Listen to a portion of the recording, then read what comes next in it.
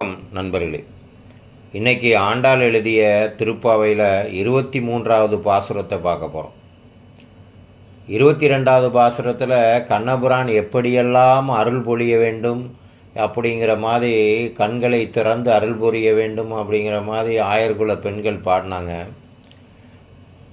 இன்றைக்கி இந்த 23வது பாடலில் கண்ணபுரான் அருள் புரிய வேண்டும், எப்படி வந்து அருள் புரிய வேண்டும் அப்படின்னு சொல்கிற மாதிரி இந்த பாடல் தொகுக்கப்பட்டிருக்கு. இந்த பாடலை பாருங்கள்.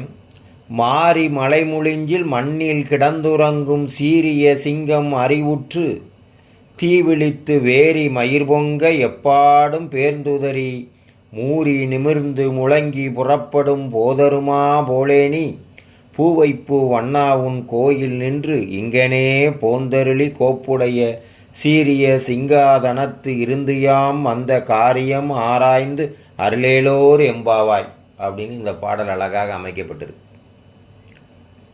மாறி மலை முழிஞ்சில் மண்ணில் கிடந்துறங்கும். மாறி மழை காலங்களில் சிங்கங்கள் குகையில், முளைஞ்சின்னா குகைன்னு அர்த்தம். இந்த குகைங்கிறது வடமொழி சொல்லுன்னு நினைக்கிறேன். அதற்கு ஆண்டாள் அழகிய தமிழ் சொல் உளைஞ்சில் அப்படின்னு எழுதியிருக்காங்க. அந்த குகையில் சிங்கம் மண்ணில் கிடந்துறங்கும். மண்ணில் தன்னுடைய பெண் சிங்கத்தோடு உறங்கி கொண்டிருக்குமா. அப்படி உறங்கி கொண்டிருக்கும்போது மழை நின்றவுடன் சீரிய சிங்கம் அறிவுற்று, அந்த மயக்கத்திலேருந்து அப்படியே அறிவுற்று எந்திரிக்கும். அப்படி எந்திரிக்கும் போது அதனுடைய கண்கள் எப்படி இருக்குமா, தீவிழித்து நெருப்பு காக்கிற மாதிரி இருக்குமா. வேரி மயிர் பொங்க எப்பாடும் போத்துறது, அதனுடைய அந்த பிடரி இருக்குல்ல, அப்படியே பிடரியை உதறிக்கிட்டு அப்படி நிற்கும். பிடரி அப்படி மெய் சிலித்து இருக்கும். எப்பாடும் 4 பக்கம் தன்னுடைய உடலை அப்படி உதறி மூறி நிமிர்ந்து அப்படியே நிமிர்ந்து பார்த்து முழங்கி புறப்படும். சிங்கம் எப்படும் கர்ச்சனை தான் பண்ணும். ஏன் முழங்கின்னு எழுதியிருக்கான்னா, கர்ச்சனைங்கிறது வடமொழி சொல், அதனால் தூய தமிழ் சொல். முழங்கி புறப்படுமா போதருமா போல, அதே போல் கண்ணபுரானே அப்படின்னு நீ பூவைப்பூ வண்ணாவுன் அப்படின்னு ஆரம்பிக்கிறான். எப்படி சிங்கமானது அந்த மழை காலத்தில் மலை குகைகளில் படுத்துறங்கும். அந்த வீரமுள்ள சிங்கம் தூங்க தெளிந்து எழுந்து வெளியே வரும்போது அதனுடைய கண்களெல்லாம் தீப்பொறி போக்குமாம். பிடரிலாம் சிலிர்த்து கொண்டிருக்கும்.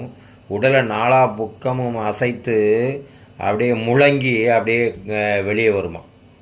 இங்கே என்ன சிங்கத்தை குறிப்பிடுற ஆண்டாள். நாராயணனை பாட சொன்னால் சிங்கத்தை பாடுறாளே அப்படின்னா, ஆண்டாளோட இயல்பே இந்த ஒவ்வொரு பாடலிலும் அந்த கண்ணபுரானுடைய அவதாரங்கள் ஏதாவது ஒன்று எடுத்து காட்டுற மாதிரி இருக்கும். இங்கே பாருங்கள், இங்கே வெளிப்படையாகவே நம்மளுக்கு தெரியுது. சிங்கம் அப்படின்னா என்ன, நரசிங்கமூர்த்தியோட அவதாரத்தை இங்கே எடுத்து காட்டுறான். எப்படி நரசிங்கமூர்த்தி தூணை பிளந்து கொண்டு வந்தான். நம்ம சொல்கிறோம் இரணியன் போய் தூணை அடித்தான், தூணு பிளந்துட்டு உள்ள வந்தான். அப்படி இல்லை, இரணியன் தூணை அடிக்க போனான், ஆனால் தூணை பிளந்து கொண்டு வந்தானா அந்த நரசிங்கமூர்த்தி. அப்படி வரும்போது கண்களெல்லாம் நெருப்பு பொங்க இருக்குமா. அப்படியே பிடரியெல்லாம், அந்த சிங்கத்தோட பிடரியெல்லாம் சிலிர்த்து கொண்டு அப்படியே வெளியே வருமா. அதை தான் இங்கே இந்த பாடல் வெளியே நம்மளுக்கு எடுத்து சொல்லியிருக்கிறா. இந்த மாதிரி போதருமா போலேனி, இந்த மாதிரி நீ முழங்கி கொண்டு வெளியே வா. நீ பூவைப்பூ வண்ணாவும்.